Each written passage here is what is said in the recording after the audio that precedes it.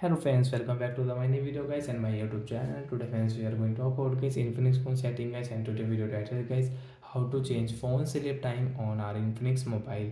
Friends, you want to change your phone sleep time, so how to change phone sleep time on Infinix phone today friends I am going to show you in this video. So first friends, open your phone setting to change your phone sleep time. Friends, we will on phone setting. After on phone setting friends, you can see this type of interface.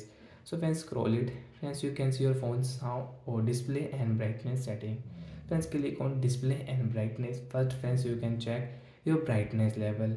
So friends, you want to increase your brightness level, you want to decrease, so well, left side guys your brightness level will decrease and right side will increase it.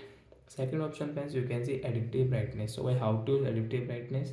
Friends, you don't know, so when you will on adaptive brightness guys, your phone brightness will decrease automatic according to your environment, and brightness will increase according to our environment. So friends, you can see brightness decrease 90%. So I will off by first adaptive brightness. So guys, after adaptive brightness phone brightness will not increase and decrease automatic. Then second is eye care. Friends, you want to on your eyes protection mode, so you can on your eyes protection mode and you can off from here.